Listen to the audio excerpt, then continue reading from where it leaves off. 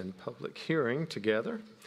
We'll go ahead and call it to order. This is the January 23rd, 2023 City Council meeting.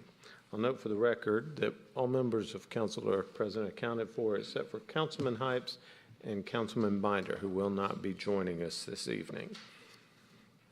As always, we begin with the Pledge of Allegiance, so if you're able, please stand and join us.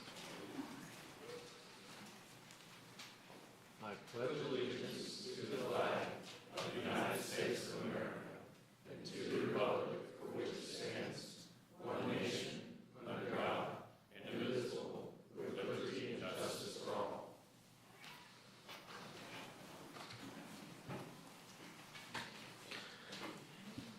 And this evening we'll begin with a couple of presentations and proclamations.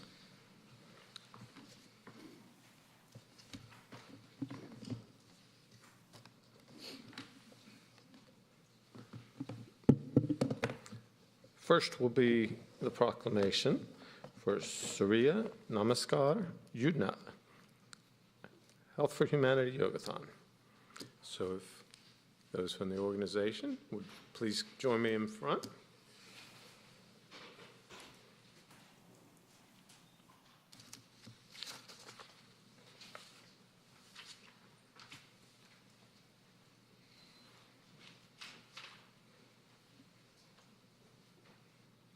Thanks, sir.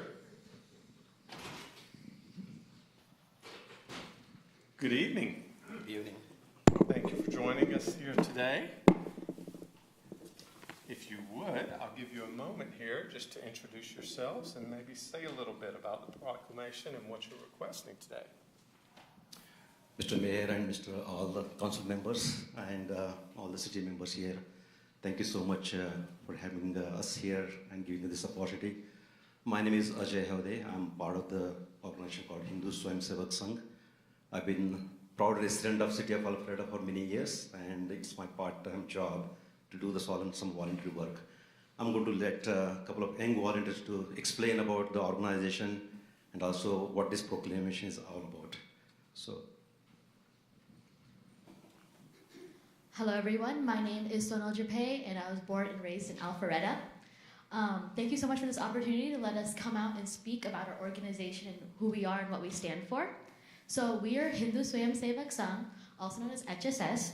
We're a non-profit social voluntary organization, and we are currently in 40 plus states, and we have 235 chapters running in the United States, with 9 running currently in Georgia, including the city of Alpharetta. During COVID, a lot of our members were hard at work supporting the city with masks and food donations. And every year we partner up with another Hindu faith volunteer organization called Seva and conduct Seva Diwali, which focuses on collecting food and non-perishable items for donation. 2 of my favorite community outreach programs are the Raksha Bandhan Utsav that we have with the city of the police.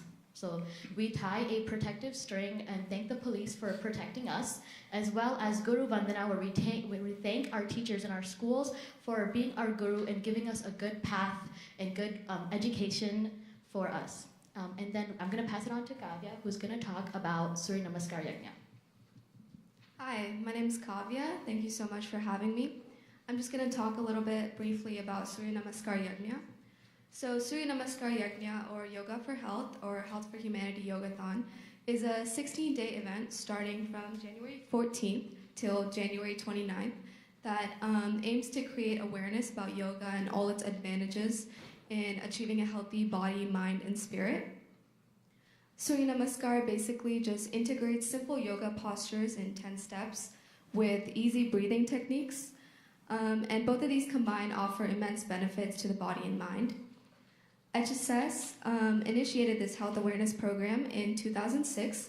Since its start, participants from over 40 states have took part via community organizations, yoga centers, schools, colleges, and many others, regardless of their individual beliefs or faiths.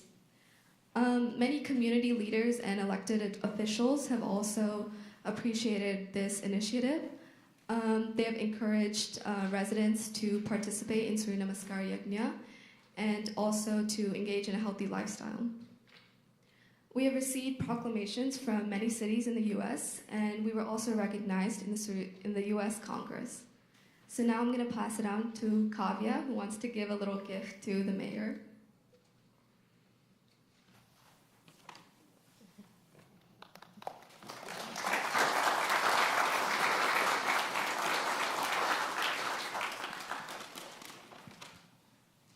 So it's Bhagavad Gita, as it is.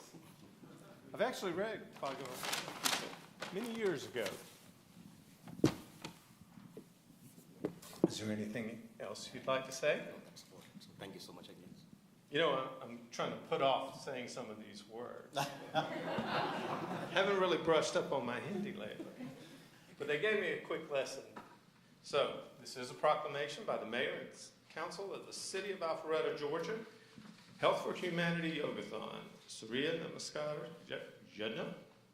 Whereas the Hindu Swayam Sevak Sangh, USA Inc., HSS, is a voluntary nonprofit social, educational, and cultural organization working towards instilling and promoting discipline, self-confidence, teamwork, and the spirit of selfless service. And whereas the HSS conducts regular education programs for children, youth, and adults that focuses on values and fostering a sense of civic duty, responsibility, and volunteerism. And whereas each Hindus worldwide celebrate, each year Hindus worldwide celebrate, January 14th is Makar Sankranti, as a day that marks the change of season as the sun enters the sign of Capricorn, or Makar. Makar Sankranti ushers in longer days, thus the festivity symbolizes sunshine in life. To mark this occasion, the HSS has organized the Health for Humanity Yogathon, also known as Surya Namaskar Yajna, or Sun Salutation Yogathon, from January 14th to January 29th, 2023. This is the 16th annual national campaign, and whereas this 16-day event aims to create awareness about yoga and its advantages in achieving a healthy body, mind, and spirit.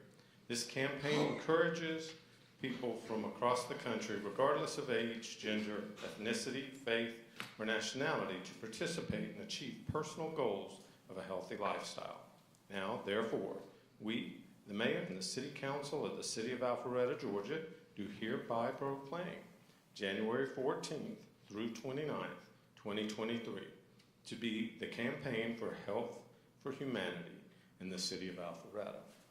So proclaimed this 23rd day of January 2023 by the Mayor and City Council of the City of Alpharetta, Georgia. Thank you very much.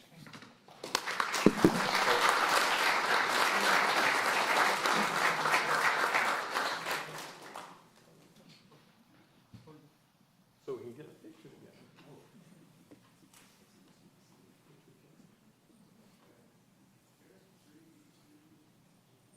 We're missing somebody. What about AJ?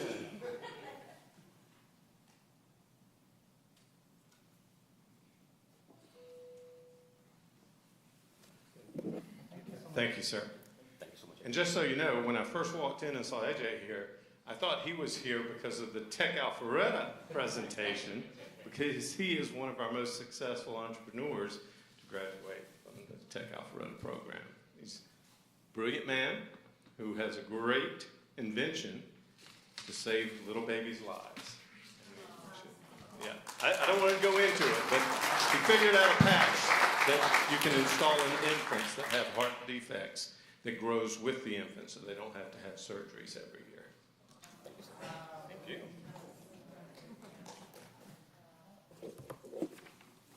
And next, this one's a little more melancholy, but if I could, Councilman Mitchell, do you mind joining me for a presentation to our retiring Director of Information Technology, Mr. Bundy, if you would come forward with your spouse, please, or any other family members you may have brought. Mr. Lagerblum, if you'd like to come forward.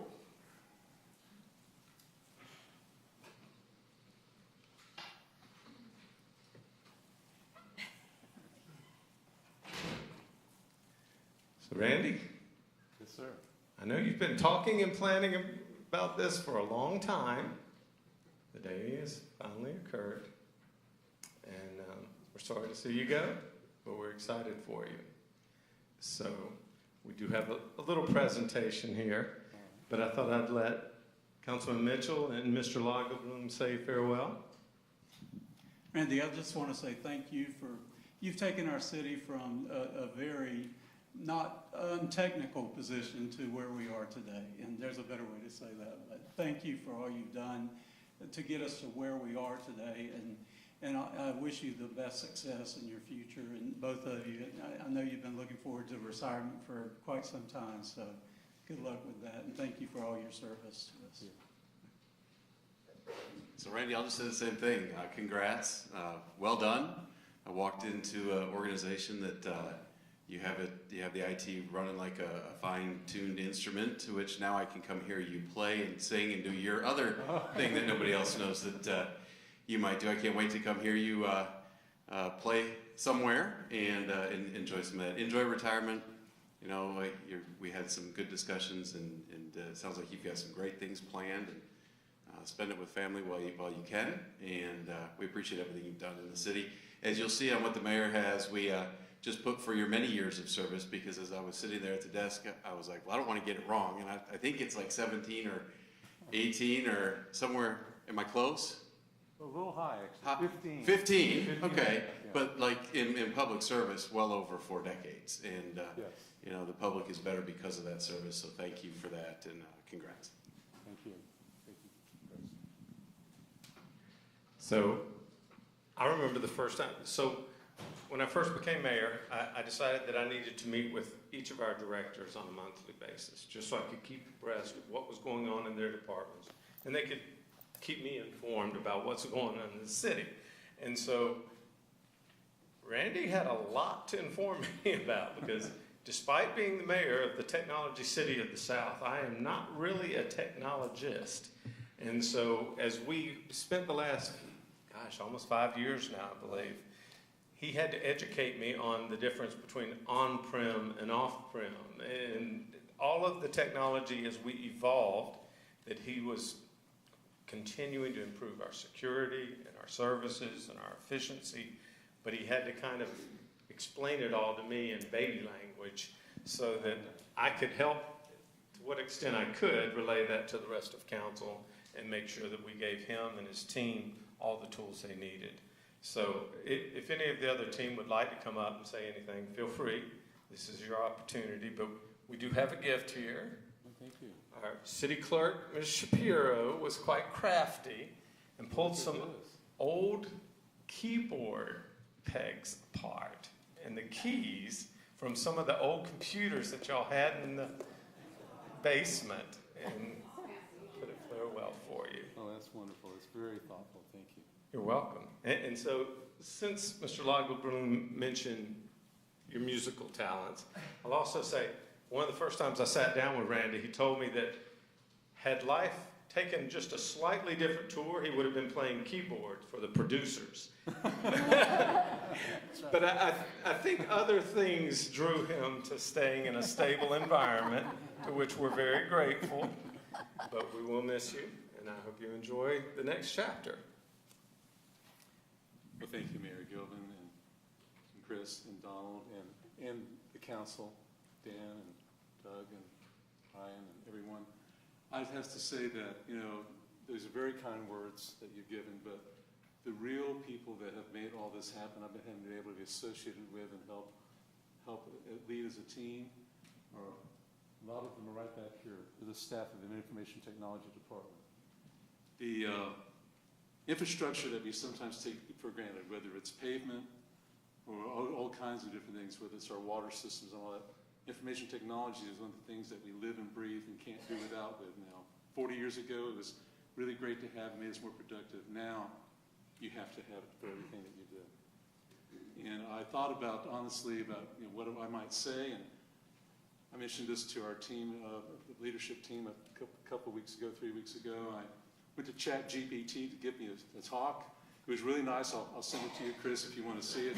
But I wanted to say my own words here.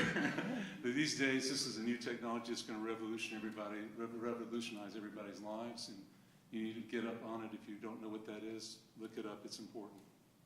But again, these fine folks back here are the reason why we've been successful. And I would be remiss without also saying that I wouldn't be here today if it wasn't for Bob Regas. Bob Regas was the city administrator who realized that the city needed to become up to the standards of the private sector that was in Alpharetta.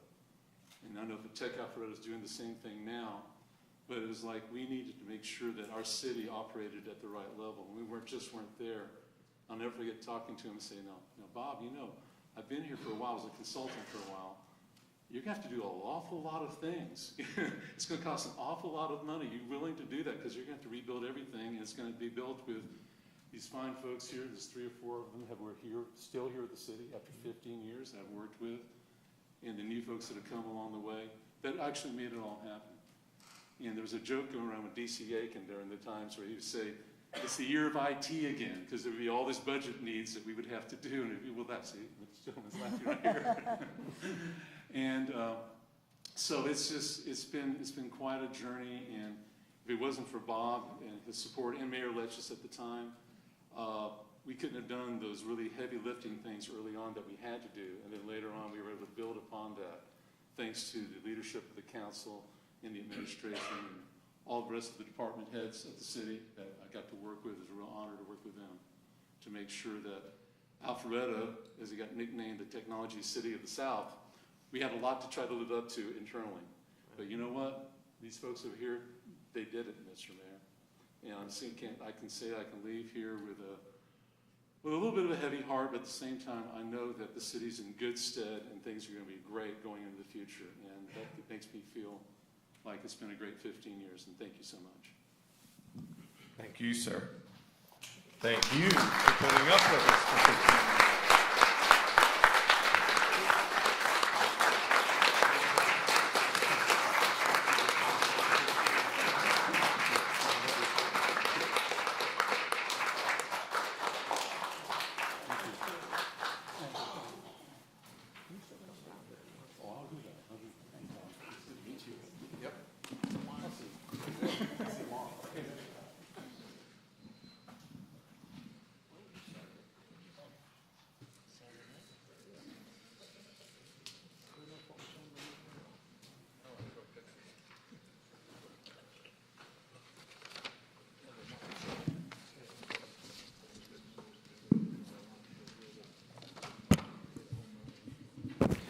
So now, the next portion of our meeting tonight is the boards and commissions. First item under boards and commissions is the Code Enforcement Board reappointment of Jill McMullen and Robin McDonald. Do I have a motion to reappoint Jill McMullen to the Code Enforcement Board? Motion to reappoint Jill McMullen to the board. Second. Have a motion by Councilman Mitchell, a second by Mayor Pro Tem Merkel, and that was to reappoint Jill McMullen to the Code Enforcement Board. All those in favor, please vote yes. Otherwise, vote no. And it does pass unanimously. Congratulations, Ms. McDonald, and thank you for McMullen. Thank you for your service. And the second item under the Code Enforcement Board is the motion and vote to reappoint Robin McDonald to the Code Enforcement Board. Do I have a motion from council? Yes, sir, Mr. Mayor, make a motion to reappoint Robin McDonald. Second. Have a motion by Mayor Pro Tem Merkel and a second by Councilman Dorito to reappoint Robin McDonald to the Code Enforcement Board. All those in favor, please vote yes. And it does pass unanimously. Thank you very much.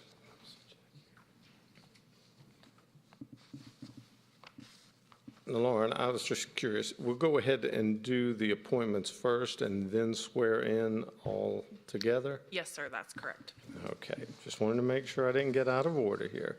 So the next item will be the Development Authority appointment, and that's the reappointment of Jack Nugent. I don't believe I saw Jack here today. However, do I have a motion to reappoint the chairman of the Development Authority, Jack Nugent? So moved. Second. I have a motion by Councilman Dorito, a second by Mayor Pro Tem Merkel. All those in favor, please vote yes. And it does pass unanimously. So that will wrap up the appointments of the boards and commissions, and we'll begin the swearing in of the board and commission members. Judge David Will. For those of you that have not met Judge Will yet. And if there are any board or commission members that didn't receive their oath as they walked into the meeting, can you come forward so I can pass a copy for you to read off of? Yep. Thank you and good evening. And if you're going to be a member, we appreciate your service. And I'm going to ask you to stand, please. We're going to swear you on as a group. There's a couple spots you need to remember yourself, your name and your board. With that being said, if you are all prepared to take the oath,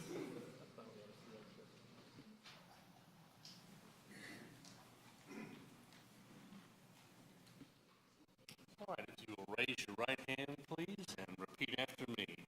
I, say your name, hereby accept the honor of serving as a board member of the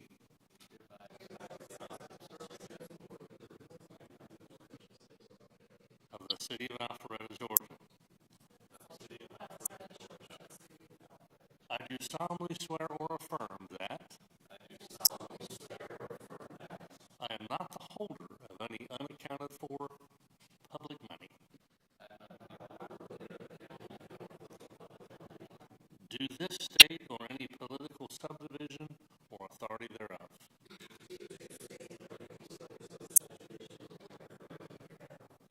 I am qualified to hold said office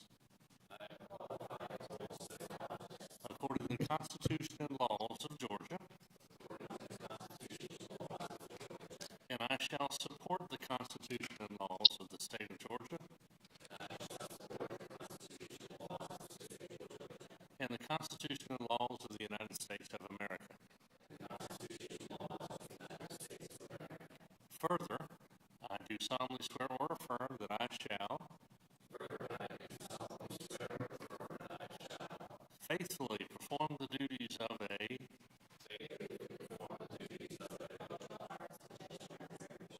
member, regularly attend meetings, uphold the ideals of community and service, act and conduct business in accordance with the city's Code of Ethics and Conduct,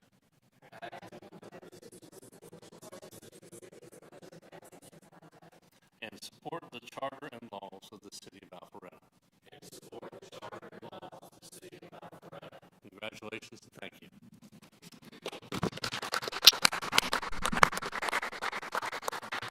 Thank you, ladies and gentlemen. And if you guys don't mind to take your oath out to the rotunda area, our assistant city clerk will make sure that your oath is signed, and you'll leave your oath with her. That way the judge can sign and we can file your oaths in our city records. Thank you, guys.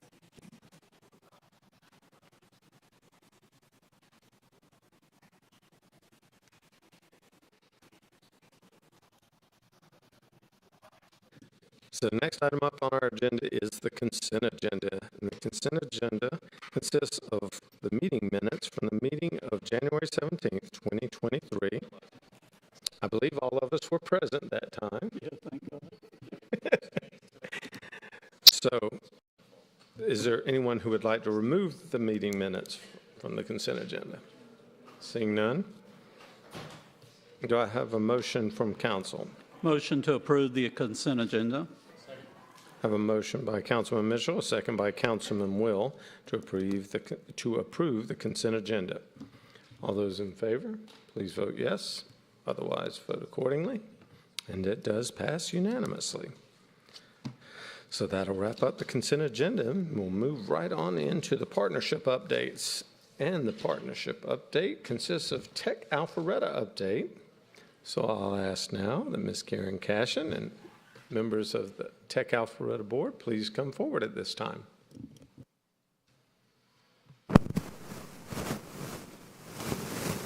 Good evening, Mr. Mayor, members of council. I'm Karen Cashin, President and CEO of Tech Alpharetta, and I have with me here tonight our Vice Chairman, Bob Tupin, and our Treasurer, Mackenzie Tompkins. Bob's going to make a few comments before I get into the slides, and then Mackenzie will be covering the financial slides. Thanks, Karen. Good evening.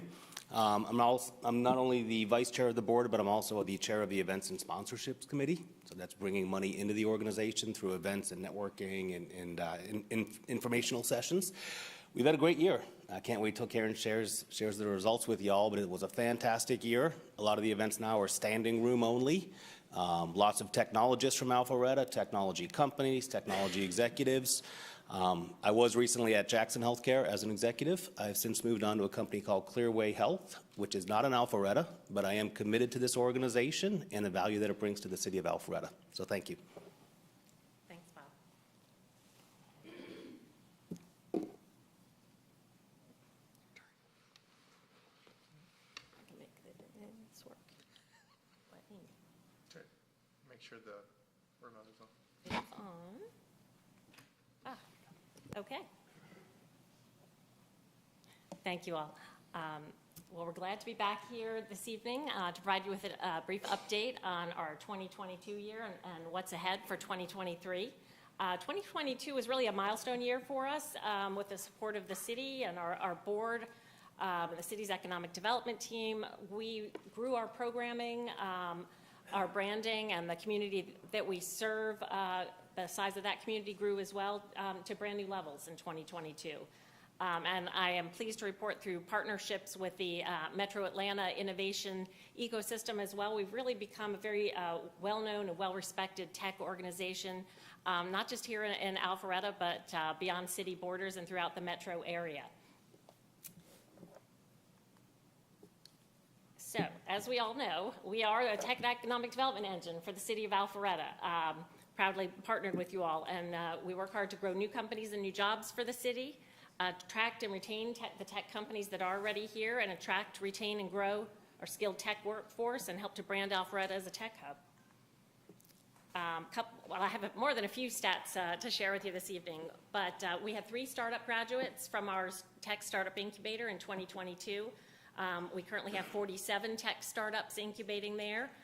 Creating new software, hardware, med devices, and biotechnology. 20 have graduated from our incubator since 2015, creating 1,188 new tech and service industry jobs for the city of Alpharetta, and 1,854 total new jobs so far for the state of Georgia. We're proud of these numbers, but we're definitely not resting on our laurels. Our goal is to keep growing those numbers and take them as high as we can. And that jobs creation number isn't going to be static for long. We have a number of our startup graduates and current companies as well that are actively hiring more employees here in Alpharetta. Terzo, who will be graduating into the city of Alpharetta this quarter, and recently had a $16 million Series A round of investor funding, is actively hiring. And 6 of our startup graduates are actively hiring as well. I put the list together for you. You can see Data Sears, Fuss Mobile, Oval Edge, Soul Microgrid, Variable, and Voxy, all headquartered here in the city, are all actively hiring for multiple positions. So we are excited to be able to contribute to the continued growth of tech and service industry jobs here in the city of Alpharetta. In terms of fundraising success, since the incubator opened in 2015, our startups have raised more than $221 million in investor funding, and that the fundraising increased by nearly $40 million just from a year ago. So it's really been some tremendous progress with some very large raises. We've had raises over $20 million. Terzo, as I mentioned, raised $16 million in December, as well as a lot of smaller raises that are still quite impactful for our startup companies. And I couldn't resist putting a fact at the bottom that may or may not have been pertinent, but we're very proud of it. We have a strong partnership with Fulton County Schools, and we work to place their talented and gifted high school students with our startups. And it's really a win-win for everyone. We placed 20 high school interns with our startups just in 2022 alone, and we've placed nearly 100 to date. In terms of attracting and retaining tech companies in this city, the thriving tech ecosystem that we work to continue to grow and support absolutely is part of the attraction for tech companies to come here and stay here. We hosted 27 events serving more than 2,000 tech execs last year, including a successful golf tournament, a new CIO speed dating program, speaker series, thought leadership events, workshops, and other programs. Our incubator connects startups to enterprise companies on our board and elsewhere, and we offer board member and board company engagement and thought leadership to our 36 tech companies that sit on our board of directors as well. I had a tough time choosing which photos to put in these slides because we have so many great photos showing the tech community connecting in 2022. And the thriving tech ecosystem and the opportunities for engagement attract more tech companies and help retain the ones that are already here. And the pictures on this slide that you're looking at, those are some slides showing our board companies alone connecting in 2022, and a list of some of those board companies here at the top of the slide, including HPE, Data Sears, Bank of America, LexisNexis, Equifax, and more. We're also working to attract and retain tech companies in the city by working in partnership with the city's economic development team to help recruit new companies and participate in economic development's meet and greets with established tech companies in the city of Alpharetta, having visited Microsoft, HP, and other companies over the last several years. Lance Morcell with economic development, and I obtained the, we both attended the RSA conference out in California last year with the state economic development. We've had visits from the state economic development team, and the last photo there is German American Chamber meeting and presentations last year. And then we help to attract, retain, and grow skilled tech workforce for the city. We've talked about the thriving tech ecosystem. We also are very proud of our Women's Forum STEAM mentoring program that we launched in 2022 to help grow the next generation of STEAM workforce. In Alpharetta, we're partnered with the Fulton County Schools Innovation Academy High School here in Alpharetta, and we have a cohort of senior level female tech execs who are working with a group of high school sophomores, juniors, and seniors, girls at the Innovation Academy, not only to provide career guidance, but hopefully to inspire more girls to pursue careers in STEAM and help close that gender gap that still exists today. We also participated in the Atlanta Unlocked initiative last year. We'll be continuing that participation this year, which was an initiative launched by the Metro Atlanta Chamber in which all of the metro area incubators, startup incubators, partnered to help make the entire metro ecosystem more aware of what each one of our incubators could offer to entrepreneurs in the city and throughout the region. And then in 2023, we have a brand new program queued up, our Tech Studio, where we're going to offer technical and leadership development training through two of our board partner companies, TurkNet Leadership Group and Right Now Solutions, and we're debuting that in February. And we do our best to brand Alpharetta as a tech hub. We have a terrific partnerships with a PR marketing firm and a commercial video company. So we have constant presence out on social media.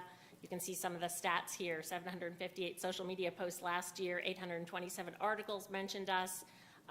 We put out blogs, podcasts, executive spotlight videos, press releases, and we send out 90 e-newsletters weekly to our contact list, a proprietary list of now more than 5,000 tech execs in the North Fulton region primarily. And when it comes to our board companies, in 2022, our board is at critical mass now, so we're not intentionally trying to grow it much larger, since we do have 49 board members today. But we did add 4 new board companies and 2 new community partner organizations, ending 2022 with 35, is actually the correct number, 35 tech leaders on our board. So we added Pfizer, EY, Relevance, and Chick-fil-A at the end of 2022, and added KSU's School of Business and the Alpharetta Convention and Visitors Bureau as new community board partners. It's important to us to have a very strong representation across different industry verticals on our board and different size companies so that we can really hear the diversity of perspectives coming from the different firms. Our board is also 51% composed of women and persons of color, and we have strong market representation across enterprise, mid-market, and emerging company sizes. So you can see the list of our current companies, and a couple stats I stuck in there over to the right on this slide is that our board companies' level of financial participation, I should actually put on here, it was 0 in 2017, and today it's 186,000 in 2022. It was also, we had 0% of our board companies sponsoring in 2017, 22% in 2018. Today it's 100%, 88% of whom are cash sponsors. So our board members are not only volunteering their time and expertise, but they're also putting their company's support behind Tech Alpharetta and our mission. This next slide just shows some of the different tech industry verticals represented on our board.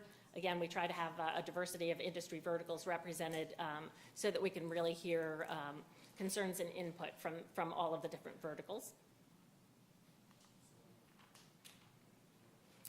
And that takes us to financial update. Mackenzie Tompkins, Senior VP of Bank of America, and our treasurer is going to step in and cover this slide and the next one for us. Thanks, Karen, and greetings to Mayor Gilvin and all the council members. Just real quick, just why we as an enterprise sponsor B of A wanted to get involved with Tech Alpharetta.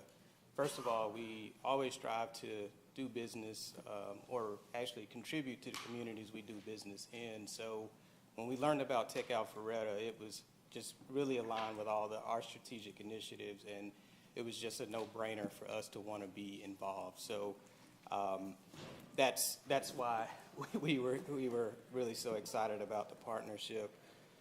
As it relates to our financials, everything you just heard obviously is another reason why we wanted to be involved. But first of all, we really take a really conservative approach to managing our financials.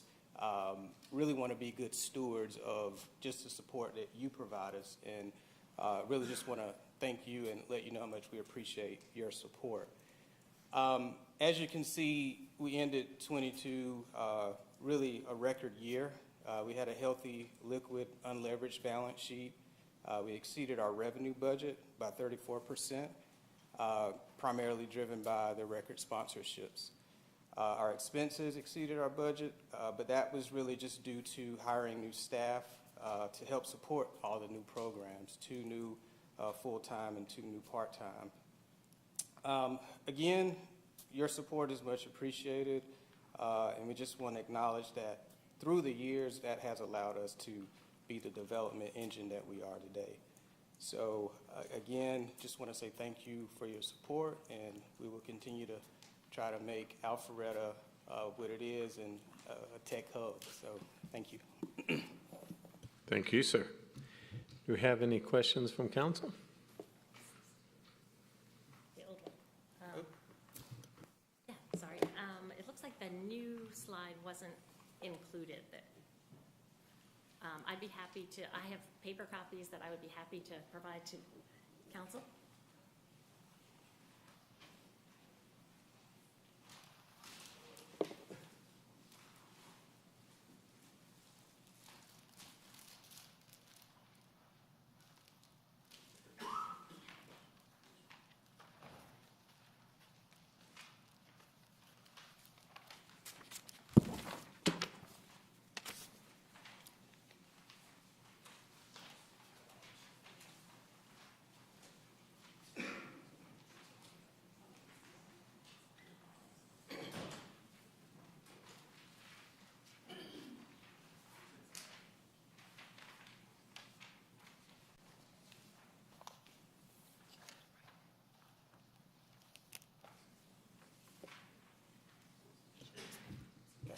Thank you, Kathy.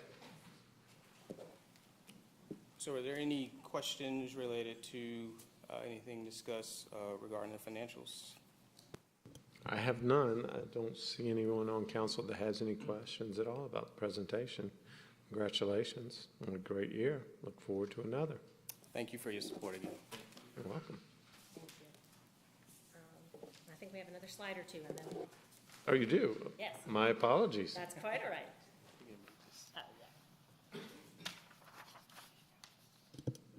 How do we switch it back to the slides?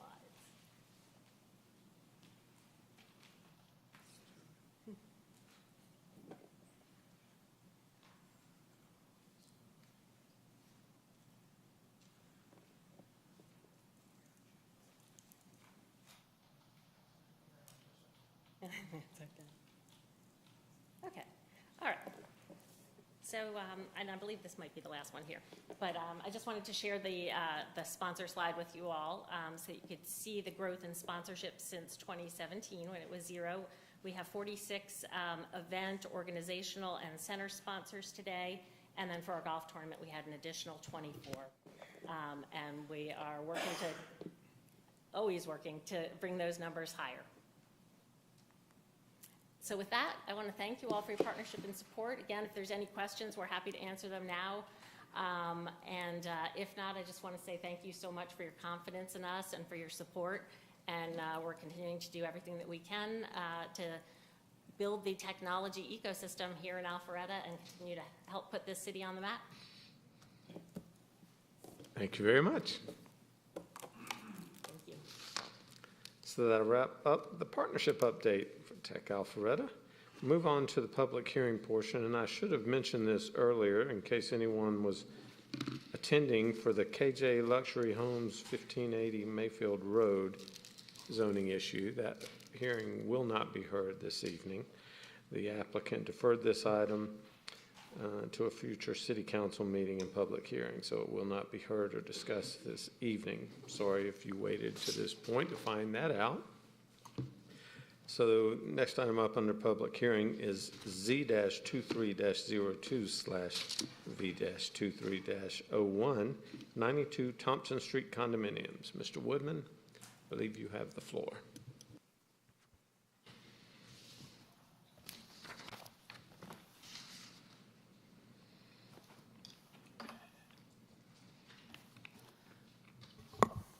Thank you, Mayor and Council. The first item before you this evening is a rezoning and variance. The property is 1.13 acres, is located in the downtown, and they're requesting a rezoning from OP Office Professional and R12 to DTLW Downtown Live Work. And there's also a variance to allow a stream buffer encroachment. And this is in order to construct a 5-unit for-sale condominium building. I have the location map up on the overhead. This is 82 and 92 Thompson Street, which is basically the northwest corner of Thompson Street and Kingery Lane. The proposed density with this development is 4.42 dwelling units per acre. The property is developed with 2 single-family detached homes. One was formerly used as a law office. Boise and the Rose are located to the north. The Moss property is located to the east. Cadence Bank is located to the south, and Alcovey Place is under construction and located to the west. Comprehensive land use plan designation of the property is mixed-use live work. There is a variance request with the applicant's public hearing request. And this is a good exhibit to show you the variance request to encroach on the stream buffer. So there's a stream that runs along the rear of the property. The applicant is proposing the 3-story condominium building at this location here. These small slivers of green in this location represent where the building encroaches into the 75-foot impervious setback with the stream.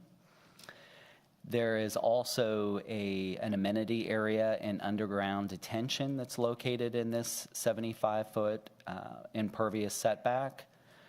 There's also a retaining wall that slightly encroaches into the 50-foot buffer in this location. This orange area here represents existing impervious area that is behind 82 Thompson Street. It's an old parking lot. The applicant proposes to completely remove that impervious area out of the buffer. So this, even though this is a stream buffer variance to allow a new encroachment, there actually will, the result of this variance will be a net decrease of impervious area within the stream buffer.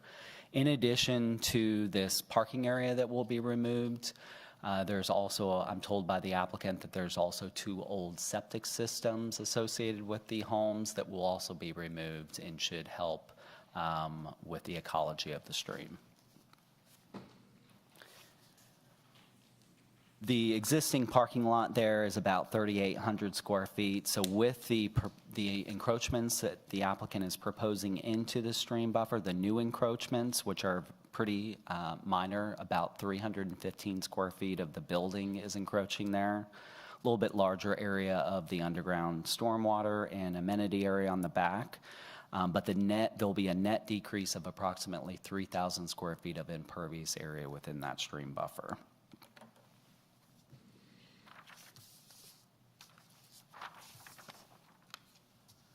This is the applicant's site plan. So you have the 3-story building proposed here. There is a basement level parking deck. And the parking deck, there's no access from Thompson Street directly to the parcel. So the access is actually provided in the adjacent property to the west through what's called Alcovey Place. And the access comes in about this point here, runs behind the homes that will be within that development, and the access will be behind those homes into the bottom level of this building. Again, there are only 5 condominium units within this building, so the first and second floors of the building will have 2 units each, and then there will be 1 large unit up on the 3rd floor. So the first and second floors will have, the units will be about 4,000 square feet. The unit up on the 3rd floor of the building is closer to 8,500 square feet, very large unit. Within that basement level parking deck, there are 21 parking spaces. There are also 4 on-street parking spaces, parallel parking spaces along the street. Downtown code for the 5 condo units requires a total of 13 parking spaces, so they are providing more parking than what's required.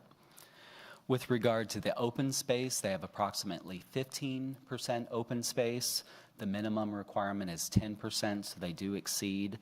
And actually, I believe that the site plan doesn't account for all the open space that they're showing.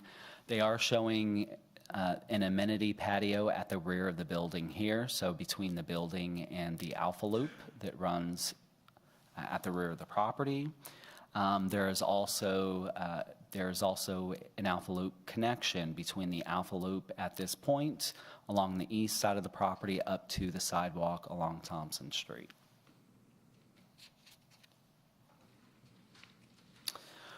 With regard to the Alpha Loop, the city has already constructed the Alpha Loop on this property, so this section of the Alpha Loop is here today, and there's a bridge, 2 sections of bridge. One bridge is off-site and one bridge is on this property.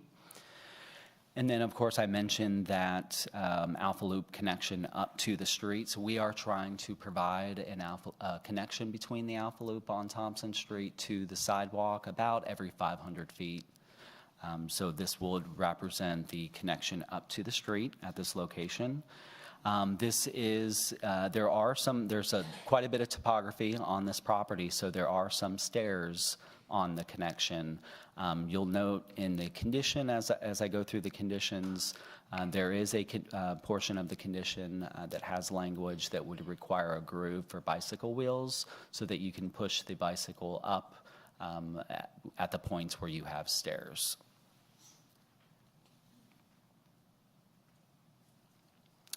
With regard to the trees on the property, of course, the trees that are in the stream buffer that will remain will be protected, and those will not be removed. The other trees outside of the buffers on the property are primarily in poor condition or deemed in a hazardous condition.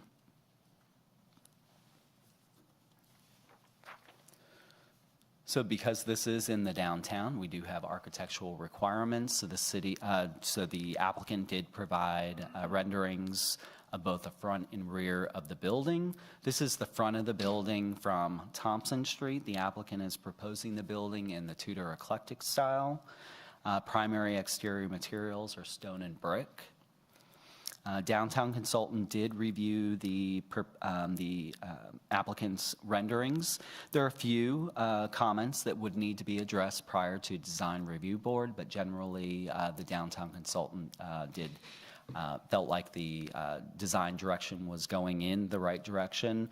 There were some comments about this flat roof line that you can kind of see in this location, that the applicant is still working through those with their architect. And then this is the rear of the building, so this is what you would see of the building from the Alpha Loop.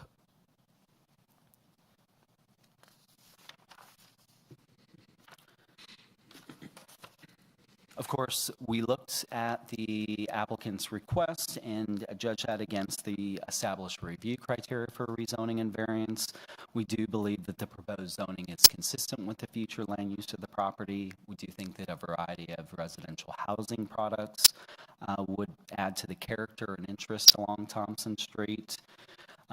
And then also we did note that the proposed density was lower than other developments that have been approved in the downtown and along Thompson Street. We did note as it relates to the variance, the topographic challenges on the property. A little bit more than half the property is impacted with the stream and stream buffers. And of course, we noted that there would be a net decrease of about 3,000 square feet of impervious within that buffer. And we did feel that the applicant had made proposed mitigation, so removing that additional impervious within the buffer, replanting the buffer, as well as providing additional runoff reduction on the site. The applicant did provide a citizen participation report. They noted that they invited surrounding residents to a meeting.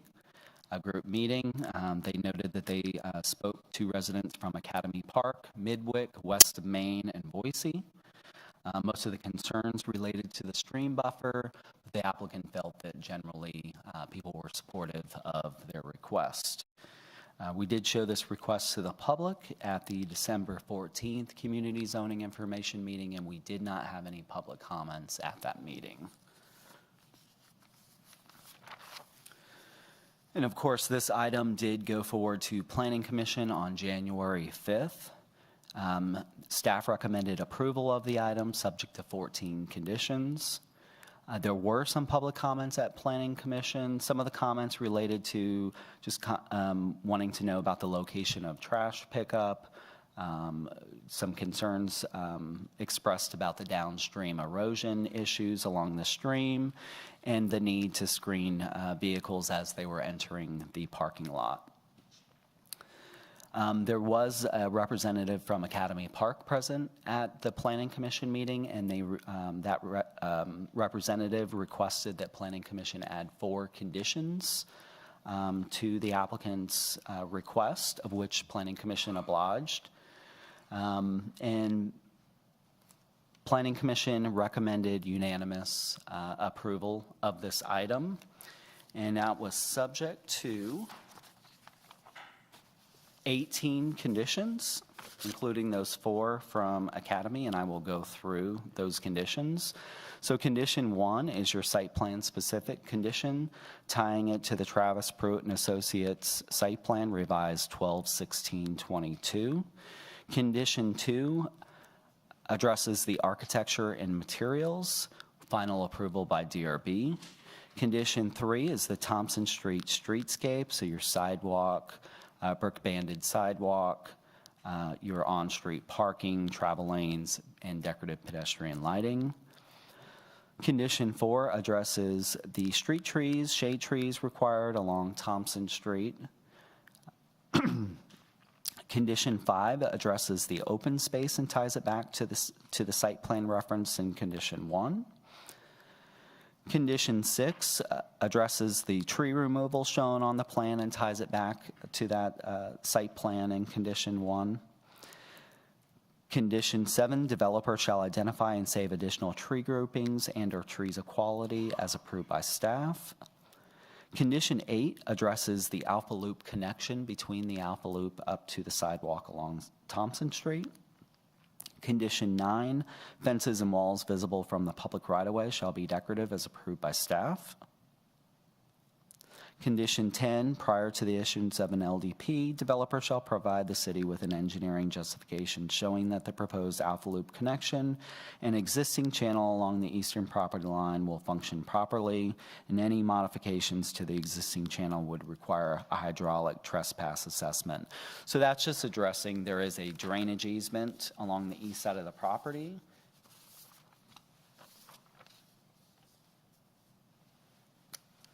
So there's an existing swale that runs along the east side of the property, which conflicts with that connection. So you see that they're proposing to pipe that drainage easement. Condition 11, utility structures, head walls, retaining walls, et cetera, shall be finished with decorative stone where visible from the Alpha Loop as approved by DRB. Condition 12, stream buffer encroachment shall be permitted as depicted on the site plan prepared by Travis Pruitt, revised 12/16/22.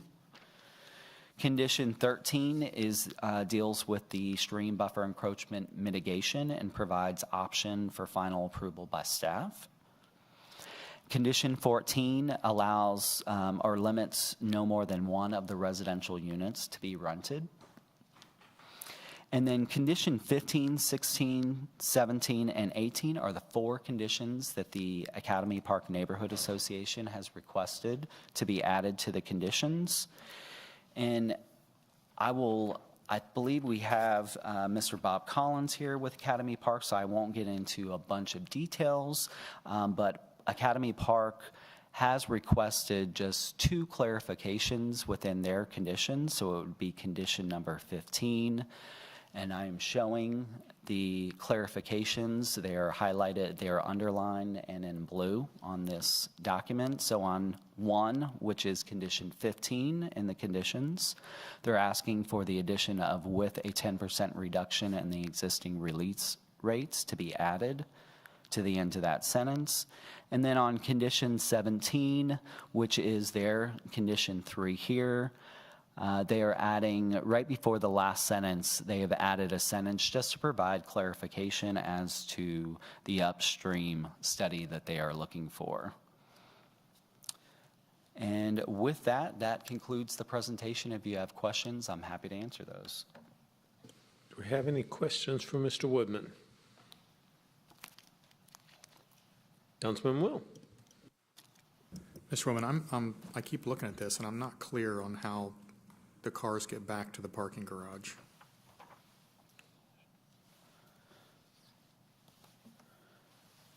So there is a single-family detached development just to the west of this development. That's the one that still hasn't been completed, right? Correct. Yeah. Correct. Familiar So with it. that development has homes that are lined up along Thompson Street. Mm-hmm. So they're fronting on Thompson Street with their garages behind. Mm-hmm. And so you have a driveway that comes into that property off of Thompson Street.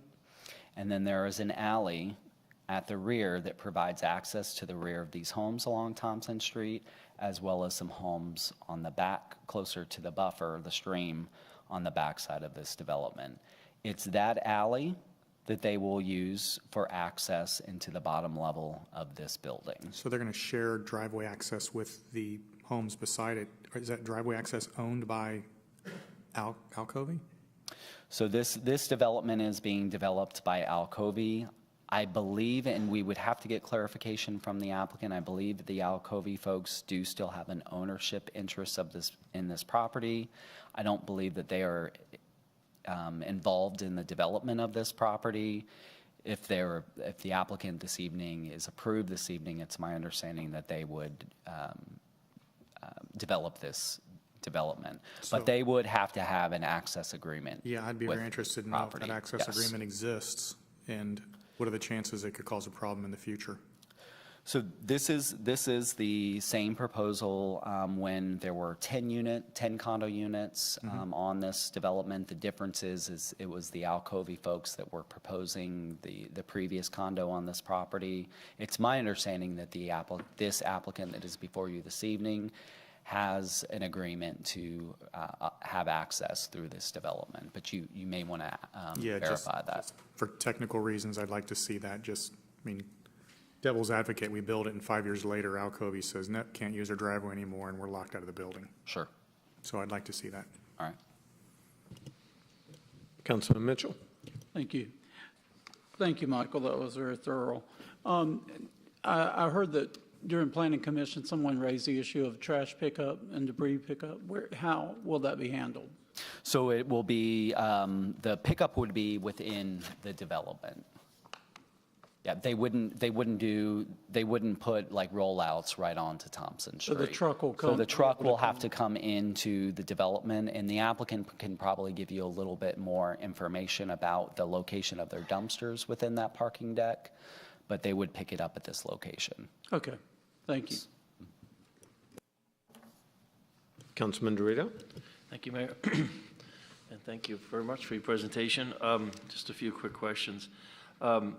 Can you just summarize quickly for me what's approved to be developed in Alcovy next to this property? Would you mind repeating that? I missed part of it. What's scheduled to be built next to this development, Alcovy development? So how many homes? This is approved for 10 detached homes. Detached? Yes. Okay. Yeah. So it's a 3-story condo, 5 condo development being requested, right? Correct. Is it really 4 stories with the parking deck? So it is. So we measure height from the front of the property, which is along Thompson Street, and so you will only see 3 because stories. Of the topography. Yes, because of the topography of the property. Yes. Okay. So that basement level will be completely underground from Thompson Street. That makes sense. It will, if you look at the rear of the building. So this building is 4 stories from the rear of the building, from the Alpha Loop. So this level right here, Councilman Dorito, it represents the underground parking deck. This level will not be visible from the other side of the building, Thompson Street. You can leave that picture up there. Actually, the front elevation. There you go. Is each of these, where you see the different elevation brick facades, is each of these a unit, a condo unit? So the units on the rendering below that, Exhibit A.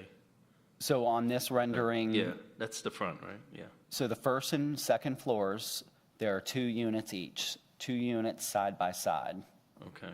And then the second floor, same thing. And then the top floor is all 1 unit.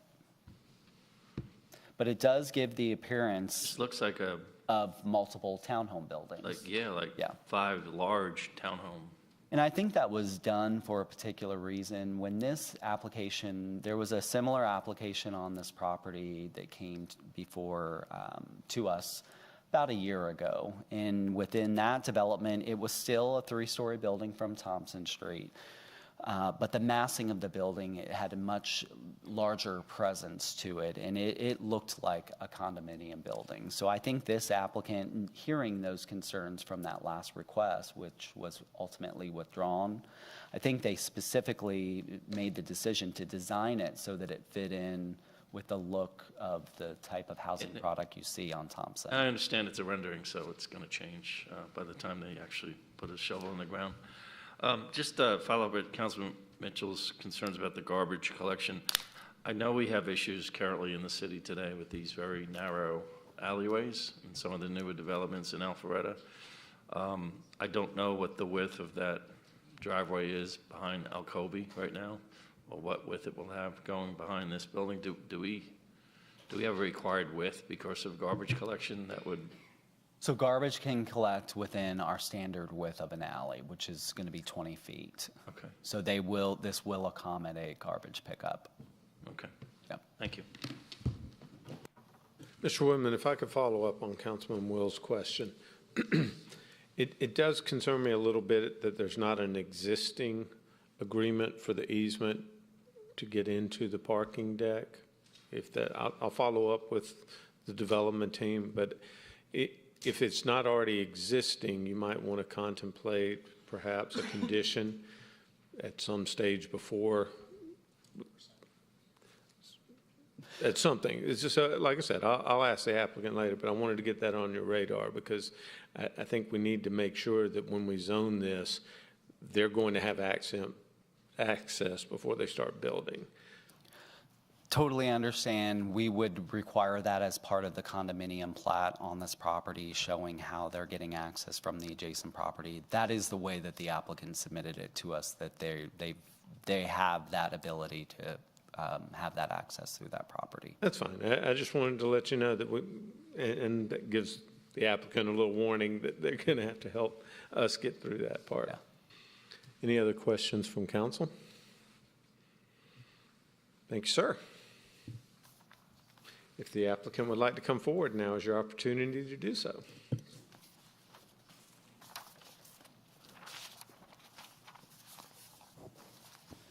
Good evening, Mayor and Council. My name is Jeff Pittman. I'm with Piedmont Real Estate Group. I'm the applicant on behalf of 92 Thompson Street. We very much appreciate the presentation by Michael. Hope that if you have any other questions, we are here to answer those as well.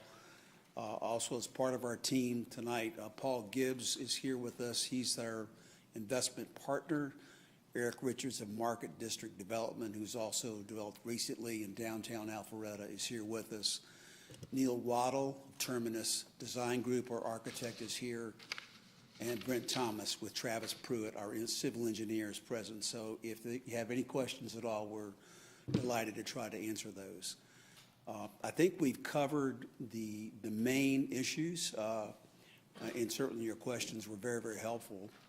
And we've addressed those pretty well in the presentation. As it relates to the access, I think we'd be more than happy to present an easement agreement, a reciprocal easement agreement with Alcovy Homes as a condition of this particular application. That should be no problem at all, and we can certainly provide that to you to put that question to rest if that continues to be a question. One thing I did want to point out is this came up in Planning Commission relative to the basement level parking, that the cars will not be visible. We would be willing, if needed, to provide additional landscaping in the very small open areas, but it was intended to be designed so there wouldn't be visibility of the cars outside. It's not something we have overlooked at all, and so if that's of concern to anyone, we do have that addressed in our design. And of course, Neil's here to answer any other questions about the design itself. With your permission, I'd like to ask Mr. Gibbs to come forward and address you and have a few comments about his desire to invest in this project and to live in it. So if you'll, with your permission, Paul, if you'll come forward. Absolutely. Welcome. Thank you, Mayor. Thank you, council members. And thank you, Michael, for the presentation. So I just wanted to give you a little bit of background and maybe a little bit of perspective. As Jeff had said, I'm currently a resident of Roswell and an aspiring resident of Alpharetta, of 92 Thompson Street specifically. So I met the guys who had owned the property previously, and the ones that, as Michael had mentioned, had submitted a request with the Planning Commission.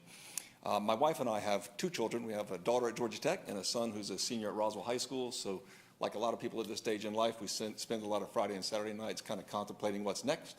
And for the past couple years, we've really thought Alpharetta is where we want to be.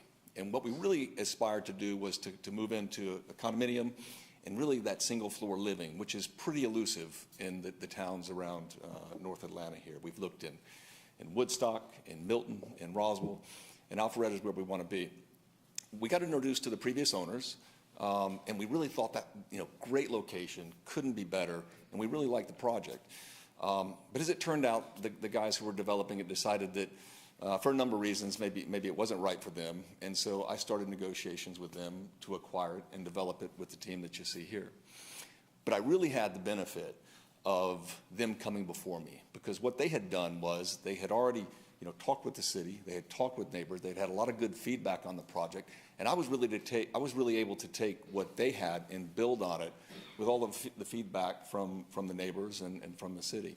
And so I think we've really done that. And so some of the things that we've taken from that team and I think improved upon is, number one, we reduced the footprint of the building. So Michael mentioned there were some concerns around the massing of the building. We reduced the footprint. We took it out of the impervious stream area. That's our backyard. We want that preserved not only for ourselves, but for all of our neighbors downstream. So we reduced that footprint. We really preserved that area. And we changed the design of the building quite a bit. Mr. DeTiro, you mentioned that it really looks like 3 buildings from the outside. And that was really the design principle we went after. Make it really look like townhomes. We went after designs in cities that you see in Europe or in New York City where you have townhomes aligned. So really to give it that feel as opposed to a big massive building. We took down the massing from the back so it's not so imposing from the Alpha Loop. And then we tried to really incorporate an architectural style that tied together everything on Thompson Street. So if you think about Midwick and the Thompson Street flats and how it now really nicely, I think, gets tied into what's down the street with the Boise homes. So that was really one of our key ambitions. And then it was obviously reducing the footprint to provide what we think is a bit of a missing product here in Alpharetta, which is a larger single-family living floor plan. So it just over 4,000 square feet, and I'm talking to a few interested parties who are interested in maybe taking a whole floor. So I might have 3 of us in the building. I might have 5. But I think it's going to be a really beautiful product. I think it's something that really doesn't exist here, and I think it's really something that's going to tie and really complete that Thompson Street look and feel and aesthetic and like I said, the overall product that you guys have here in Alpharetta. So we couldn't be more excited. I'm glad to be here and to take your feedback, and I'm happy to answer any questions that you have. Mayor Pro Tem Merkel. Yeah. Thank you. You've seen the blue line version of the conditions from I have. Academy Park. Are you okay with those? Yes, I have. I was working with Glenn at Academy Park. We talked last week. We've agreed to all of the conditions and the clarifications that he'd asked for. Okay, thank you. And as a point of clarification, we actually already have a recorded perpetual easement for the ingress through that. So, great comment, and that's well taken care of and established and already taken care of between the two of us. Councilman Dorito, and then I'll work my way left. Mayor, I was going to ask the same question that Councilman Merkel said, So we'll begin with Councilman Will next. A couple quick questions. First of all, what is the price point on these units? So we're still working through budgeting, but for the 4 units, the design principle is that we will build it out, but we'll stop at floors, fixtures, kitchens, and baths. At this quality of product, people want to customize that a bit, and so up until that point, it's looking about $2.2 million.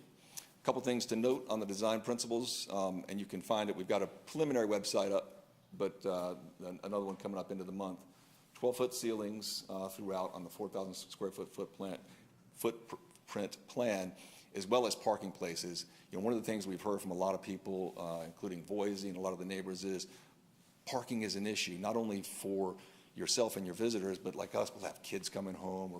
So we've got 21 spaces for these either 3 units or 5 units. So 4 unit minimum for each of us underneath. So, and then private elevator access to each of the units. So my next one, this is a weird question for me, but I'm going back to this trash thing. And the reason I bring it up is we built a restaurant up in Sugar Hill, and we had an underground parking deck, and we got the whole thing done. We realized a trash truck wouldn't go in there. Yeah. Then we realized we had to build a concrete platform to put the dumpster on. Then we realized when we lifted the dumpster up, it knocked out my plumbing. Oh, yeah. It's fraught. Have you thought about all this? We have. We absolutely have. So great comments. We have. Currently, the plan is, as we said, we're able to get the trucks obviously back through, but we're really planning on using a trash valet service. Okay. It'll take from the garage and get it out, so it's easily accessible. We don't look to have a truck into the garage. Councilman Mitchell. Okay, I want to follow up on so you'll sell the condo as is without the kitchen and the bathrooms complete. Is that right? Correct. We will finish it if someone likes, but it's usually something that's highly customized. So will your group finish those according to the design specs? Yes. Okay, so you're not leaving that up to another contractor to come in and? No. Yeah, correct. Great point. No, we're going to manage everything lock, stock, and barrel all the way to the end. So our contractors will manage everything, and there'll be contractual timelines to get it all complete. So Okay. yeah, we want I know that got brought up during the planning commission, and all. I thought it was curious, but I understand. All right, thank you. Thank you.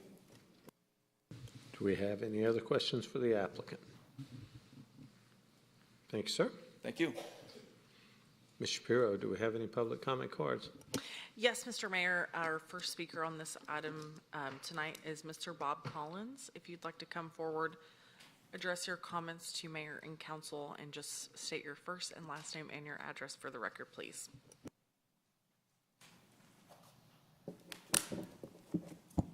Good evening. Happy New Year. My name is Bob Collins, and I reside at 12504 Wexcroft Lane in Academy Park. I'm also on the board of directors of the Academy Park Neighborhood Association, and tonight I've been asked by our board to provide their comments for the rezoning and variance applications. As I stated at the Planning Commission meeting on January 5th, over the years, the development of downtown Alpharetta has enhanced our community and attracted new businesses and residents.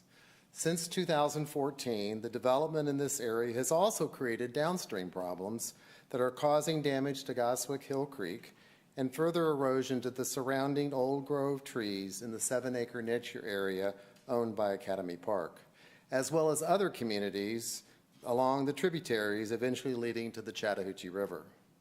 Approval of any new development affecting this stream watershed will require implementation of remediation plans and additional corrective measures. The Academy Park Neighborhood Association Board has been working with the developer of 92 Thompson Street since the beginning of January. We presented 4 conditions to the Planning Commission in order for the board to support this new development, and the developer and the Planning Commission accepted those conditions, as it was stated here earlier.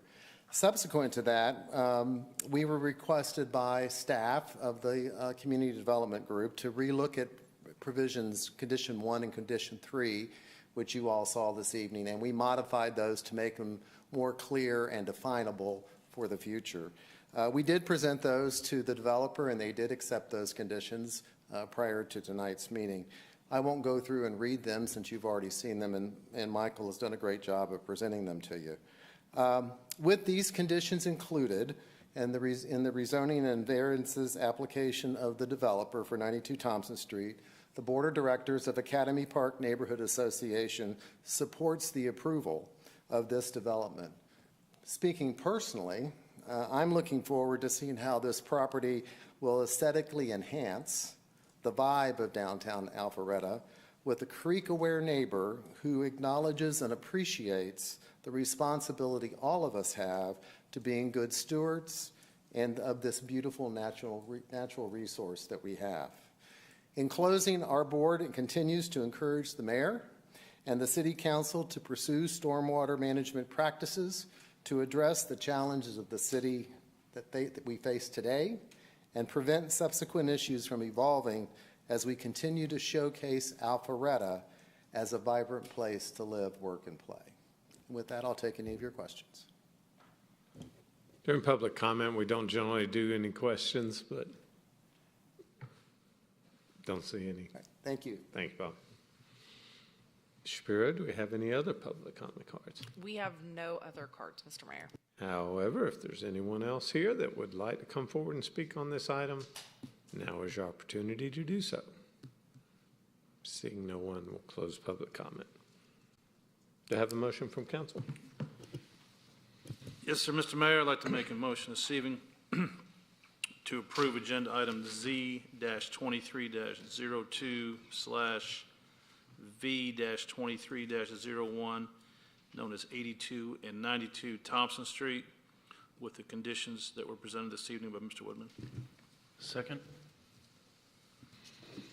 I have a motion to approve Z-23-02/V-23-0192 Thompson Street condominiums as outlined by Mayor Pro Tem Merkel and seconded by Councilman Dorito.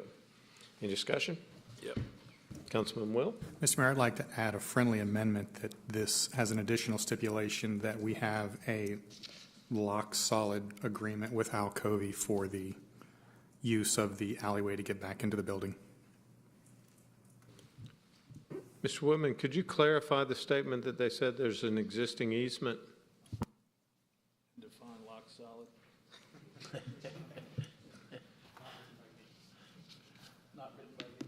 So I've not been provided with the existing easement. That's why I didn't make that comment during my presentation. I thought that there was something, but I just wasn't 100%.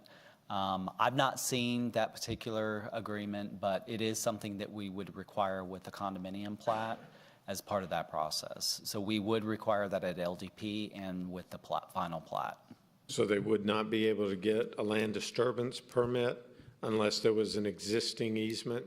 They would have to have access to the site, and it would have to be through, as they're showing on their site plan, it would have to be through the adjacent property. So yes, we would not be able to give them an LDP if we're not able to provide them access to the site. So they'd have to provide that to us. And this is kind of subjective, so I'll ask. Could I add? Please. Eric Richards, 201 Dobbs Road, Woodstock, Georgia. I'm actually the combined development component between Alcovy and this project. I have signing authority, and I'm the one who signed that easement, gave it to my attorney to be recorded. So it is done. But we can have it as a condition to bring it. Thank you. Let me clarify with Councilman Will, because this was his concern. Would that qualify as rock solid to you?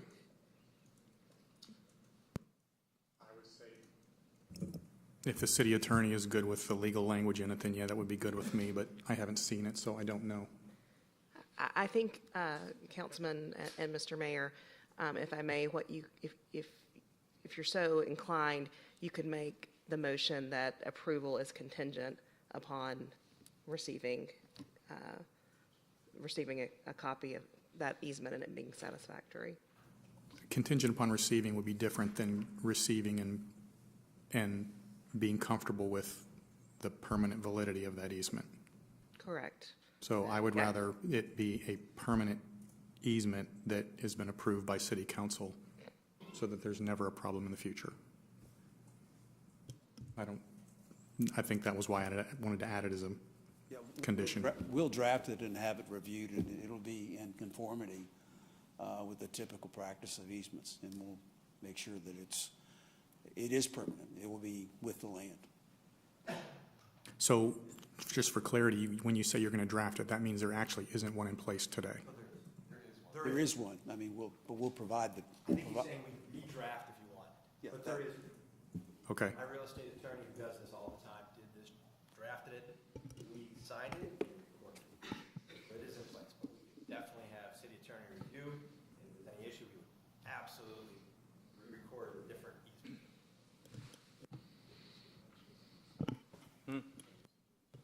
Yeah, I think I could do it with adding a condition that the easement be presented and approved by city attorney. I'm good with that. All right. You clear with that? I'm good with that too. Yes. If I may ask, Ms. Tracy, would you like a clarification on the motion? Yeah, let's make sure that we have cleared All right. this up.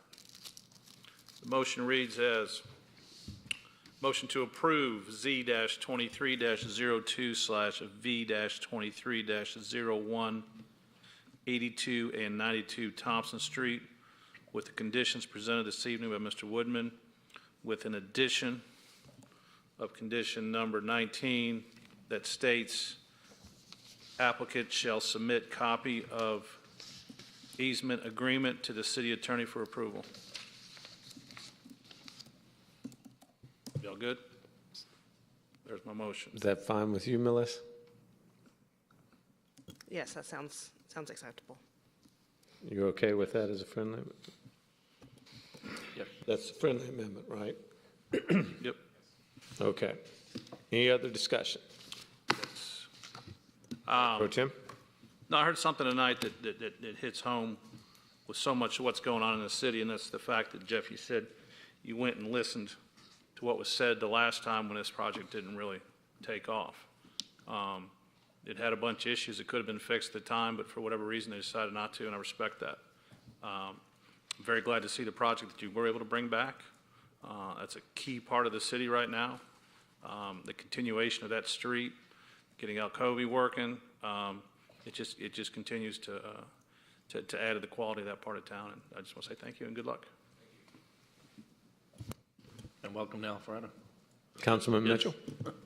Yeah, I'd like to echo that. First of all, thank you for reaching out to Academy Park and Boise and all the other surrounding neighborhoods. That is so important in getting something approved. No one wants more density on Thompson Street, it seems like. And so you reduce the density by half, and it's a beautiful project. And I like the fact that you architecturally divided it up so that it appeared even as individual homes. So I wish you well. That's why I can support this tonight, that you've done your homework, and I appreciate you all bringing it forward, and welcome to the city.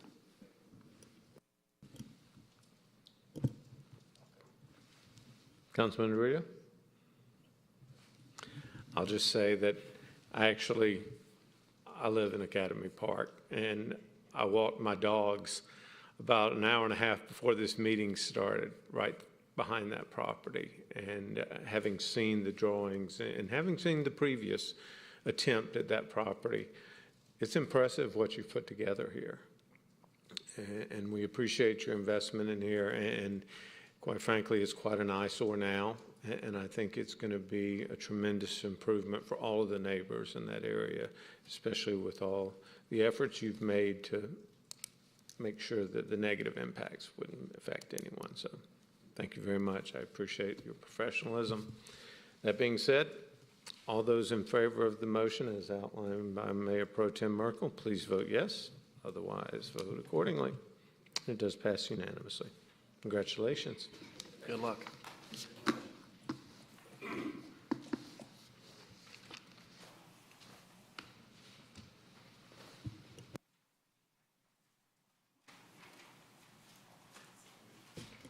With that, we'll move on to the new business portion of tonight's meeting. And first item under new business is the resolution, representation of city officials and employees. Mr. Lagerbloom, I believe you and Ms. Tracy are going to be handling this one. Oh, well, I'll start it off at least. So, Mr. Mayor and Council, this is a resolution by the Mayor and Council of the City of Alpharetta, Georgia, adopting a policy with respect to the provision of representation for Alpharetta officials and employees in certain circumstances. And I'll carry on from there, Mr. Mayor, members of the council. This before you tonight is something that the city of Alpharetta has never taken a position on, and whether you take one on it tonight or not is completely up to you. We do, as you are aware, carry public liability insurance for public officials as an organization. There is a section in state statute that allows for you all to extend that coverage beyond the insurance that we carry in the event that any of you all, the staff, or those that are working for the city of Alpharetta come under any type of investigation that might require some type of legal representation. It does not extend in cases where there's fraud or abuse alleged, but to the extent that there is something that's alleged, as we stand today, we would have the insurance that we could rely upon, and you all or any of our staff would be required to go secure their own representation up and through a point in a process where there would be an indictment take place, for example. This is coming forward now because it's timely, in as much as about a year ago we had a police officer who is acting in his official capacity in the city encounter a use of force incident, and it really just sort of faded away. We didn't hear much about it until just recently. We were notified by the district attorney that she intends on presenting that to the grand jury in March with some significant life-changing, life-altering type accusations. And he has reached out to me, and I went through this in a prior organization where we did exactly the same thing, where we put parameters on what that representation could be and the times in which it would kick in.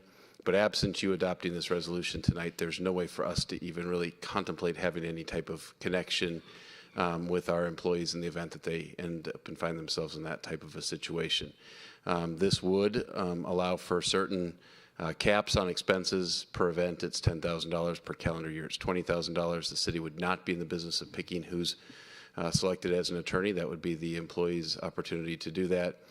Coverage would terminate at the point that an indictment occurred. So if, in fact, the district attorney brought these matters forward and it was indicted, then our representation, our ability to pay for it would be cut off until such time as there's a disposition in the case, at which time the employee, if successful in defending against the allegations, could come back and seek a reimbursement up to the caps that are in this resolution, which again is $10,000 per year and $10,000 per event and $20,000 per year. If you choose to not take action on this resolution tonight, that is perfectly fine. There's nothing that says that we have to adopt a policy as the state statute allows us to. But I wanted you to know you had the option to do it.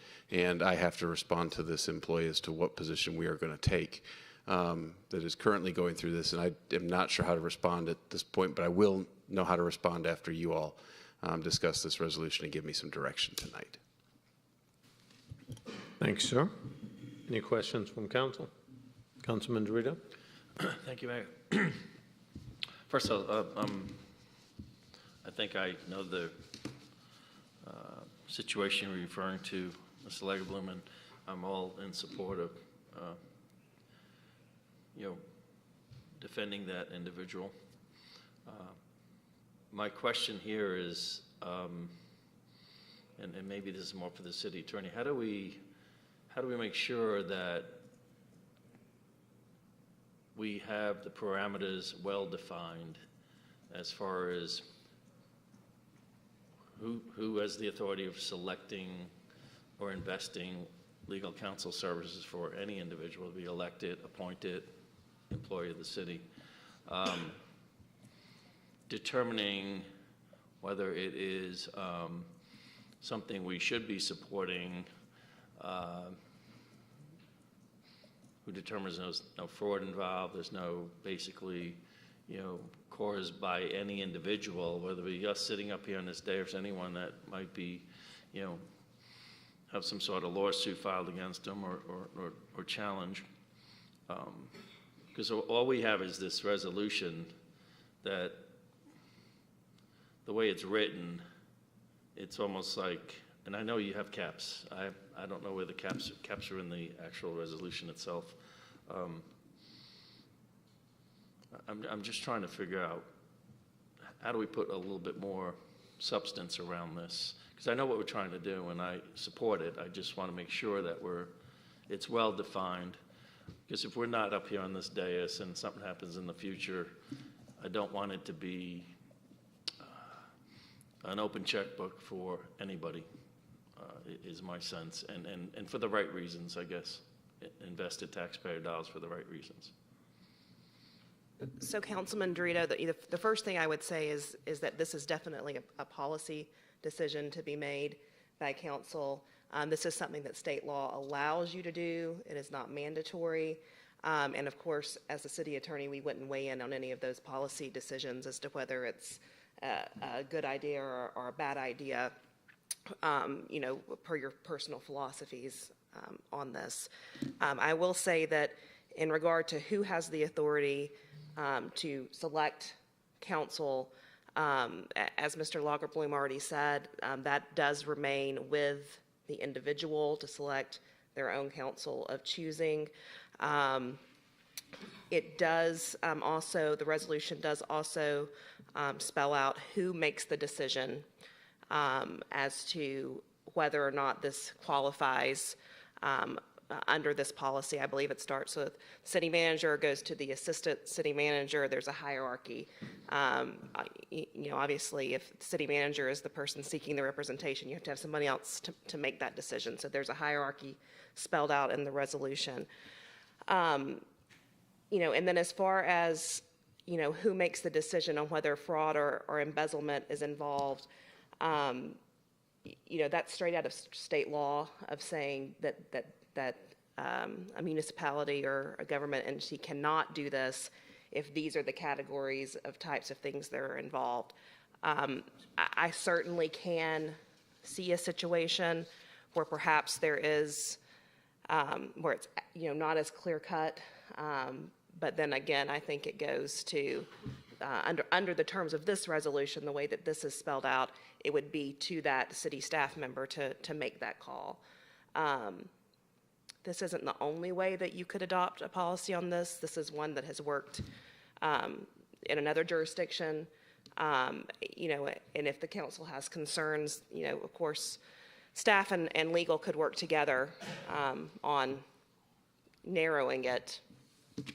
We could, I think I'll just further that response, Councilman Dorito, just by saying that because there is the monetary cap on the use, the vesting within the city administrator, the assistant, or the HR director, I've got signing authority at value larger than $10,000 on a lot of things, and I would use the same decision-making process as to whether or not it was an appropriate expense in choosing to invoke this. And of course, because any dollar that goes out the door, these would be dollars that if they had to be used wouldn't be hidden from the city council. It would be fully transparent and reportable, and you'd have the ability to ask questions. I was going to actually ask that question. Again, I'm supportive of this because we're living in a very litigious society today, and it's getting worse and worse every day. And so this is something we definitely need. I just want to make sure we have clear parameters around it so that all of us understand how this is going to be applied. If hopefully it does, but it's very, it has caps, but it doesn't talk about consent, advice and consent of the city council or anything like that. I mean, I'm not saying that it has to be in there, but we didn't workshop this item, so I apologize to the public too if I'm asking questions that seem almost, very generic. But and we just got this resolution, I think, sent to us yesterday, because when the agenda first came out, it wasn't prepared yet. So I'm going to be real honest, I didn't have time to really digest this today because I was working on other things. So that's why I'm asking these questions. So Sure. And they're absolutely all fair questions. Yeah, we sent it out. It was prepared and ready to go. It was towards the end of last week. That is true. What I could offer is if the council would like some reporting mechanism. I've had in other circumstances where an emergency purchase is made, for example, that the policy required notice to the city council that the policy was used at its next meeting. We could add language like that grants in the authority the city administrator, assistant, or human resources director the ability to start the process, subject to a report to the mayor and city council at its next regularly convened meeting. So that way you would have some notice that there was. It's very rare that this policy would ever be used, thankfully.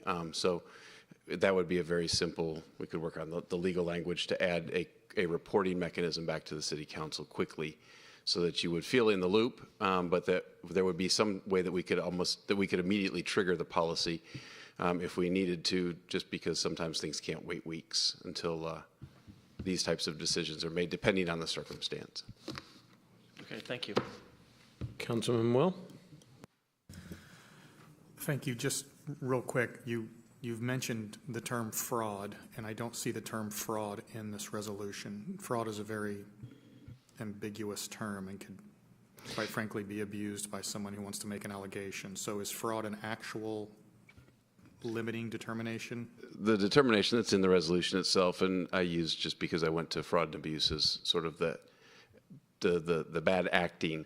The language actually in the resolution is involving theft, embezzlement, or other like crime. That's the correct terminology that's in the resolution. Theft, embezzlement, other like property, money, that's it. And my understanding is that you make the decision on whether this kicks in unless there's an issue, and then it goes to the assistant.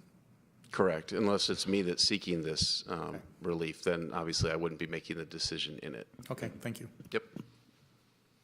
Mayor Pro Tem Merkel and then Councilman Mitchell. I understand time is a little bit of the essence here. Also understand that at some point the city's insurance will pick this case up and defend him, considering that his actions were while he was on the job, and the city's being sued as well. Would it help if we pass this tonight the way it is, and then you amend it because we don't meet next week. Is 2 weeks, is it important to get it before the 2 weeks is up?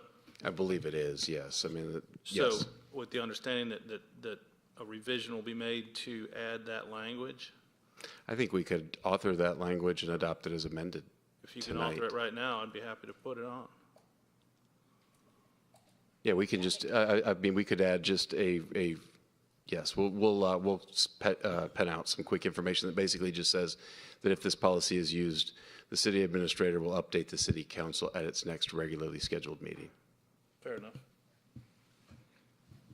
Councilman Mitchell? I'm in support of something along these lines. I think it's important to represent not just council, but all of our employees, not just within public safety, but every employee that could get sued acting in good faith with the city. What I'm concerned about is a case that's ongoing now, which doesn't involve embezzlement or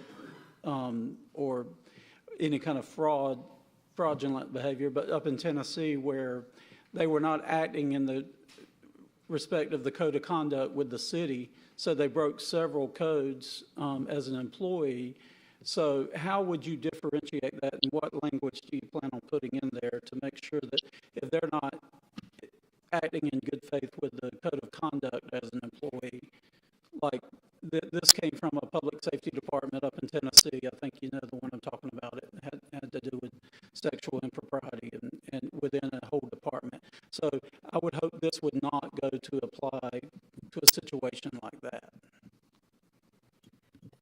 So I think that there's a couple of different issues from a legal perspective, and I don't know that case specifically, and whether or not we're talking about a civil litigation versus what we're talking about here being investigation of someone in a criminal matter, and whether or not they were acting within the course and scope of their duties. So if you've got a situation where you've got an employee who is acting outside the regular course and scope of their duties, this wouldn't apply. And how will that be stated? How will that be stated clearly?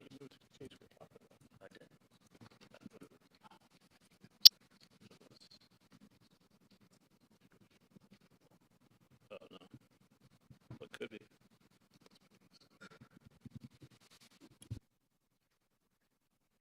So if you're on page 2, under the "be it further resolved" language of the resolution, you've gotten the first bullet point. If it's action-related, actions that occurred within the course and scope of that official or employee's service, to Alpharetta. And then, again, the second bullet point gives discretion as to whether or not the conduct that's being investigated was within the scope of that official or employee's service to the city. So if it's a rogue employee that has done something outside the course and scope of their duties, this policy doesn't apply. Does that answer your question? So you feel like that's enough to... I do, and to Mr. Lagerblum's point, of course we need to be mindful that this is nailed down and protects the city, but this is not something that happens frequently, that we need to have this discretion for staff to be able to do this in place. Do you have additional language in there that you wanted to point to? I don't have anything additional to point to, no. No, I don't. Okay, thank you. Any other questions from council? Ms. Shapiro, do we have any public comment cards on this item? We do not, Mr. Mayor. However, if anyone would like to come forward, now's your chance. Seeing none, we'll close public comment. Do I have a motion from council? Mr. Mayor, I would offer a motion tonight to approve resolution representation of city officials and employees as read this evening with an addition of what Mr. Lagerblum's about to read. Yeah, the addition will read that in the event this policy is used, the city administrator will update the city council at its next regularly scheduled meeting, the details of the use. Second. Ms. Tracy, do we have to read the resolution? She read the complete resolution, You but don't have to read the entire resolution. I read the title, and that's just want to compliant. make sure. There was a time I have been told. several attorneys ago when we used to read the whole thing. And so you feel sufficient with the addition, the change? Yes, Mr. Mayor. Okay. That's a Just wanted to simple make enough sure. one that we can get it on there for you. So we have a motion by Mayor Pro Tem, second by Councilman Dorito. Any discussion? All those in favor, please vote yes. Otherwise, vote no. And it does pass unanimously. Next resolution under new business is the resolution for municipal election superintendent. So, Mr. Mayor and Council, this is brought forth as a resolution by the Mayor and Council of the City of Alpharetta, Georgia, to authorize a municipal superintendent to conduct municipal elections. And again, Mr. Mayor and members of the council, I'll try to make a brief presentation on this tonight. There's been some discussion amongst several cities in North Fulton County as to the possibility of hosting our own municipal elections beginning as early as 2023. One of the cities in North Fulton has officially already moved forward with a resolution of this type. I watched a discussion at the workshop in the city of Johns Creek tonight, and I understand there's been discussion in the city of Roswell as well. This is a resolution that if you all adopt will put the wheels in motion to us moving towards conducting our own municipal election in 2023. The first step in that process is to identify an election superintendent to be able to oversee and conduct and hire staff and train staff to be able to do that election. This puts that wheel in motion, and then there's many things that would happen on the back end of this. If we truly want to be in a place where we are holding our own elections in 2023, there's really a short runway here, and we need to get going. I think there will be discussions in the future days and short weeks ahead as to whether or not we would move forward and do it on our own, whether or not we would find some partnership opportunities through intergovernmental agreement with other cities in North Fulton. I think there's a high likelihood that that opportunity would exist, and I think we should explore it. Having said all that, this is brought forward to you tonight in somewhat of a hurried posture, even though we're having an election that's 8-9 months off. Because there would be a lot to do in a very short period of time to be ready to go forward in 2023. So we're not afraid of the challenge, and I'm confident in our team to be able to do this.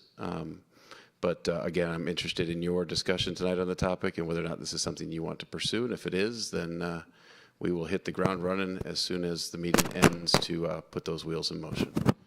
And that's my presentation. Happy to answer any questions. And before we ask any questions of him, I'm the one that asked Mr. Lagerlund to bring forward this. I have mentioned it to some council members in passing. So I want to fill you in and let the public know what I know at this point. So we knew, the mayors in North Fulton knew that Milton was researching what it would take for them to run their own elections. 2 weeks ago, Peyton Jameson and his leadership team over at Milton invited all the mayors in North Fulton and all of the city managers, city administrators to come and have a discussion about what they had discovered. And so I want to make it clear, this is about how we can do the best run elections for the lowest cost. And so they have done a tremendous amount of research.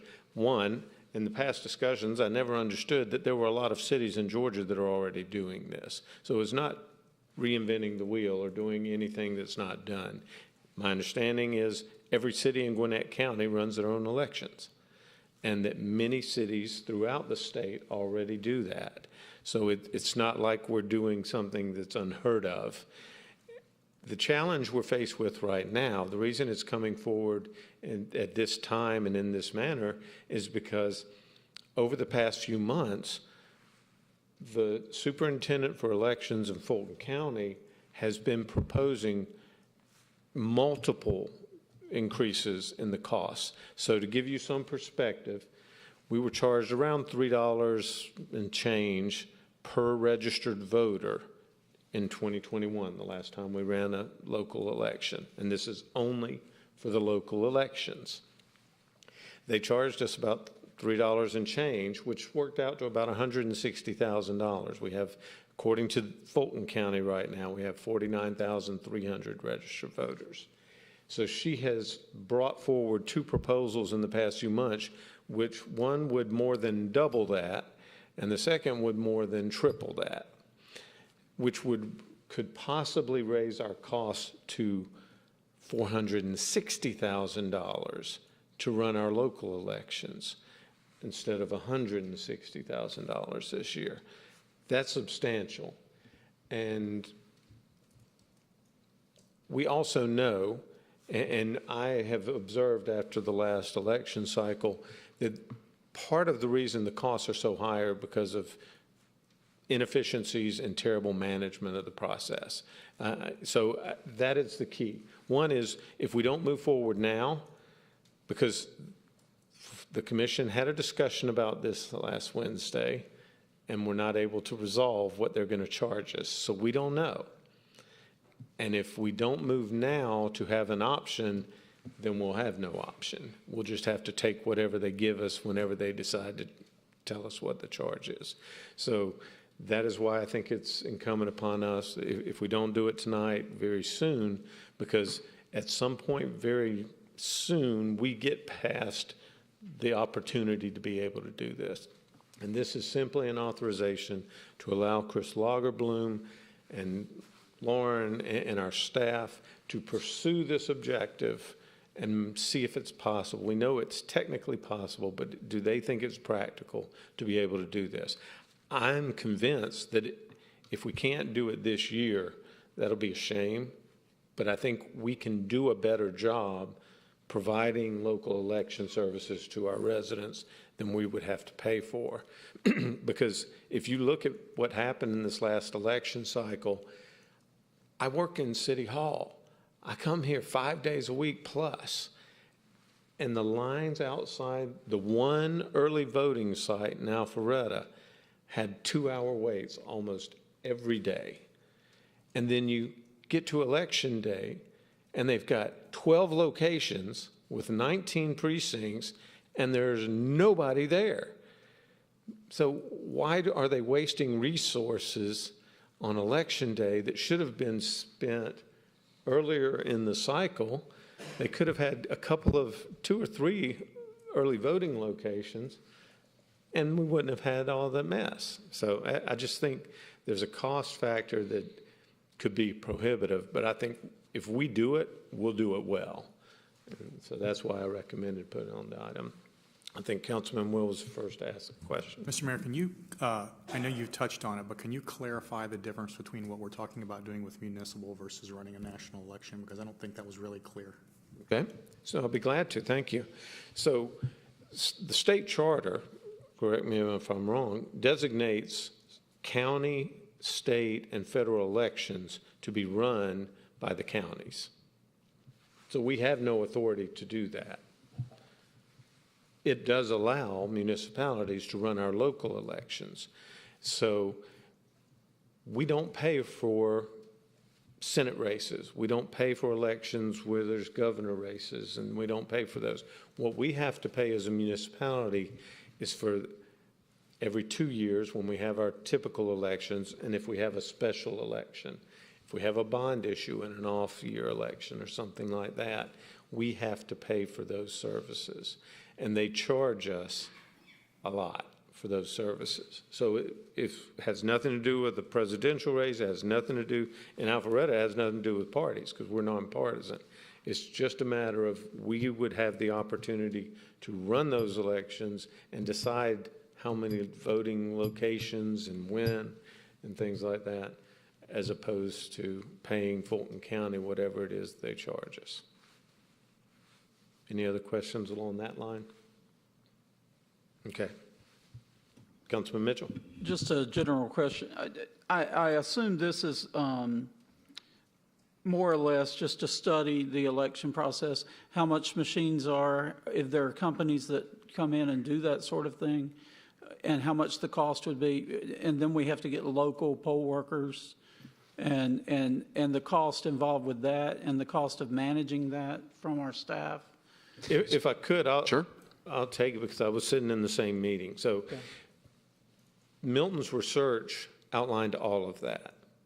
They outlined all of the options, how it could be done. They chose a method that they would use because of primarily cost, which would be paper ballots that would be scanned for backup purposes.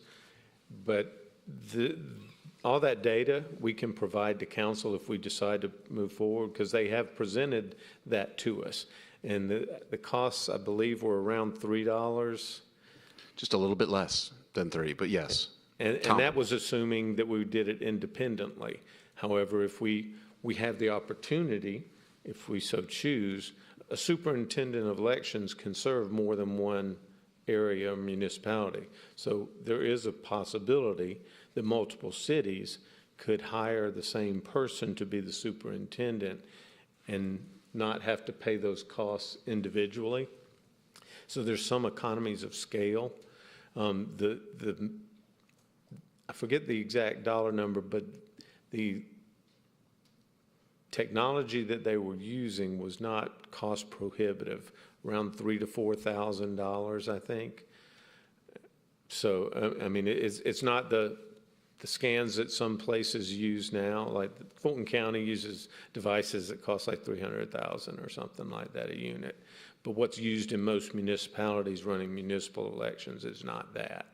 It's a lower cost technology because we generally don't have but 7,000 votes in a really high contested election cycle locally.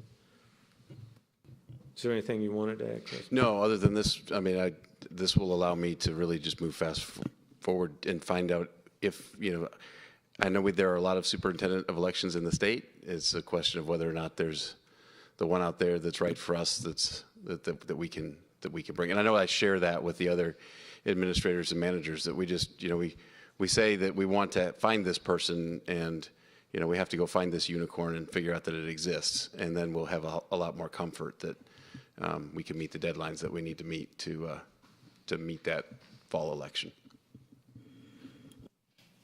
Mayor. Councilman Dorito.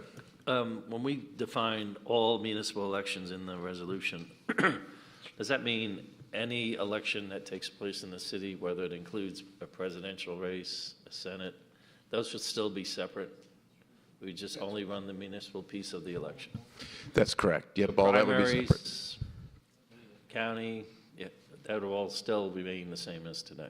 That's correct. Okay, thank you. Fulton County would still conduct those. They're just charging us for the municipal piece right now. That's the problem. Correct. Any other questions from council? Ms. Shapiro, anything you'd like to add since you'll be part of that process? Can't wait. Well, you need to, because we didn't vote yet. Okay. Do we have any public comment cards on this item? No, Mr. Mayor, we do not. However, if anyone would like to come forward, now's your chance. Seeing none, we'll close public comment. Do I have a motion from council? Yes, sir, Mr. Mayor, I offer a motion tonight to approve resolution to municipal election superintendent, adoption of a resolution by the mayor and city council of the city of Alpharetta, Georgia, to authorize a municipal superintendent to conduct municipal elections. Have a motion by Mayor Pro Tem Merkel and a second by Councilman Will. Any discussion? I'll just say that I do believe we need to explore this, and I trust our staff to let us know if it's not feasible. And at that point, we'll have another discussion. So, all those in favor, please vote yes. Otherwise, vote no. And it does pass unanimously. So that'll wrap up the new business portion of tonight's meeting. And we'll go on to public comment if there's anyone here that would like to come forward and speak during public comment. Seeing no one, we'll close public comment. Reports. Do we have any reports? I see none. We'll move on, and it seems as though I must call for a motion to vote and have a recess into executive session.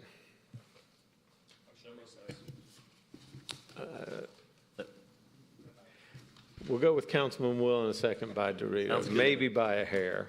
Sounds good to me. All those in favor of motion to vote into recess to executive session, vote yes. And it is unanimous. We'll be back in a little while.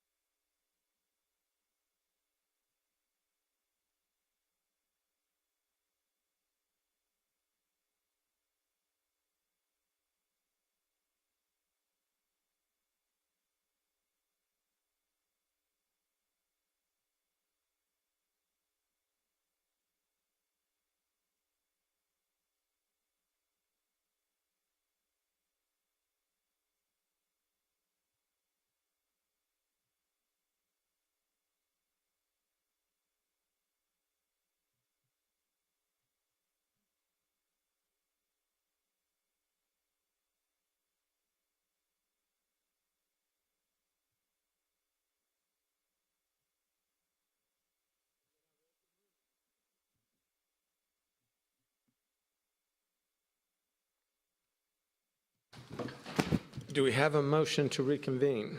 So moved. Have a motion by Mayor Pro Tem Merkel, second by Councilman Mitchell. All those in favor of reconvening the meeting, please vote yes. And it has passed unanimously. Do I have a motion to adjourn? Motion to adjourn. Councilman Mitchell makes the motion. Councilman Will makes the second. All those in favor of adjourning, please vote yes. And it is unanimous. Ladies and gentlemen, we are adjourned.